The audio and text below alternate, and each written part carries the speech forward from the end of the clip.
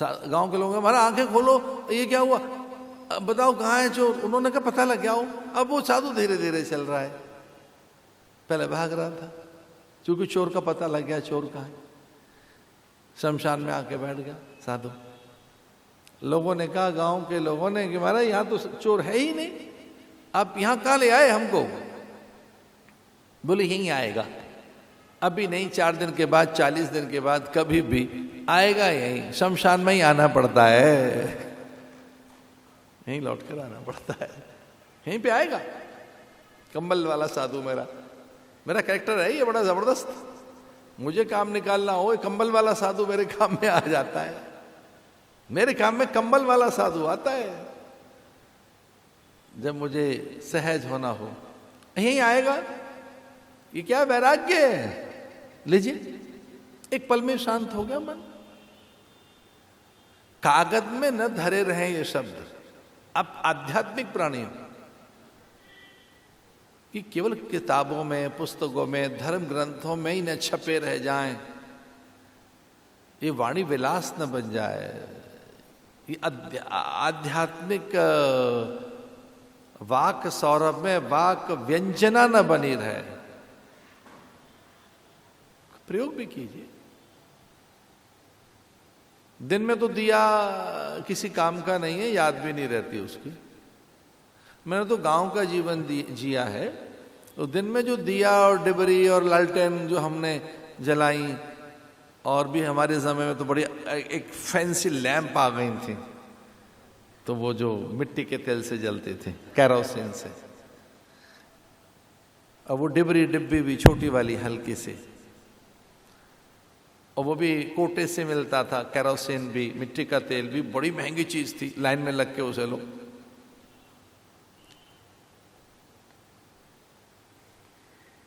दिन में नहीं याद आता ना, जरूरत नहीं, कोई याद ही नहीं करता उसको दिन में। वो तो जैसी सांझ गहराएगी फिर वो लालटेन याद आएगी, प्रकाश तब याद आएगा, तभी वो काम आएगा।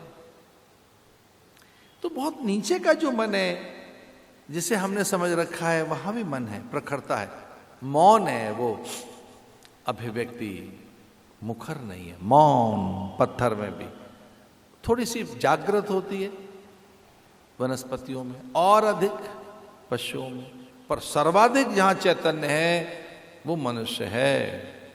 मन वो उच्च कोटि का बनना चाहिए, वही संपदा है आपकी, षट संपदा।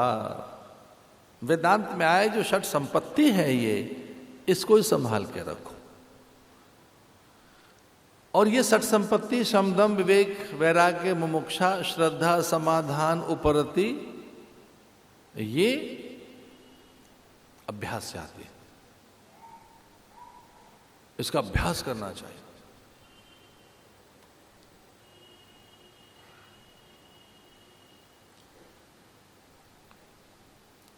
कुछ 5-6 कुंभों का ऐसा लगभग अनुभव है पंडित जसराज जी।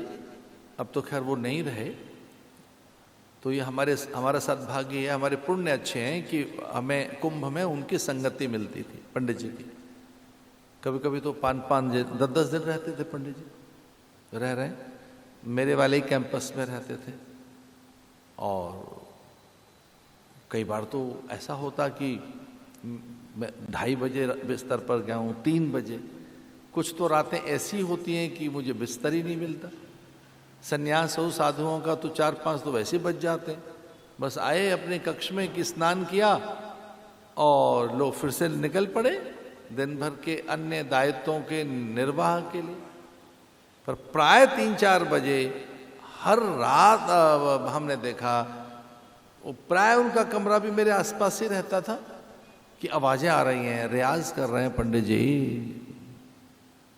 कभी छोड़ा नहीं उन्होंने रियाज। हमने तो खैर कभी ज्यादा पूछा नहीं उनसे, पर हाँ एक बार वो नोएडा में कहीं ठहरे थे, उनका बड़ा मन था मुझसे मिलने का। मैं नोएडा तक पहुंचा उन्हें मिलने के लिए, और तब वो किसी को ये बात बता रहे थे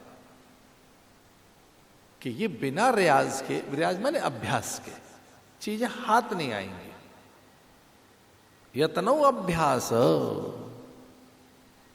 यत्न पूर्वक नित्य अभ्यास होना चाहिए, विवेक के साथ, वैराग्य के साथ, बड़े विचार के साथ अभ्यास निरंतर रहना चाहिए।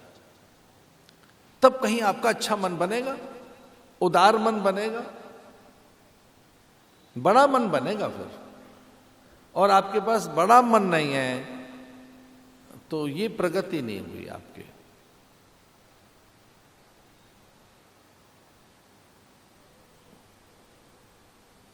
और इसी को मुक्त होना है, यही बंधन डालता है। आशा पाश शतेर बद्धा। तो जो सुखाभिलाषाएं हैं, सुख की कामनाएं हैं, वो एक नहीं है, 100 हैं। उसे आपको ठीक करना होगा। गांव के लोगों ने कहा कि हमारा यहां चोर तो नहीं दिखाई देता, बोले यहीं आएगा। ये वैराग्य है, शांत हो गया मन। तो कुछ ही देर में आपके मन के दुख आपसे दूर हो सकें, कुछ ही पल में आप आंखें खोल सकें अपनी और शांत हो सकें, ये आध्यात्मिक अभ्यास से संभव है। ये आपकी साधना से संभव है, क्योंकि हम अपने अभ्यास का ही परिणाम है। अब इतना अभ्यास है हमारा देह का, बहुत अभ्यास कर लिया हमने देह का, कुल, जाति, वंश, परंपरा, आयु और विचार कर करके संप्रदाय का। ये मेरा संप्रदाय, ये मेरा मत सिद्धांत, ये जाति, कुल, गोत्र और मैं ऐसा। हमने इतना बाहर अभ्यास किया हुआ है कि ये मेरी जाति है, कुल है, गोत्र है, वंश है, परंपरा है। फिर ये मेरा संप्रदाय, गांव, गली, मोहल्ला है और मैं ये हूं। अपना अभ्यास कर लिया।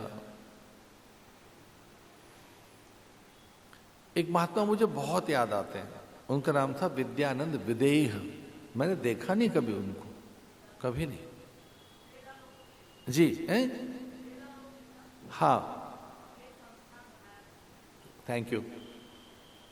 मैंने कभी देखा नहीं उनको, उनकी पुस्तकें पढ़ी हैं, बहुत आर पार करती हैं उनकी पुस्तकें, आर पार।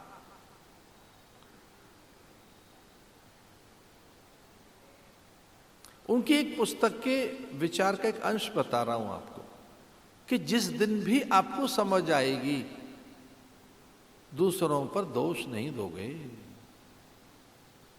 क्योंकि समझ नहीं पकी है, इसे दोषी कोई और है। अवनति में, पराजय में, हानि में, अपयश में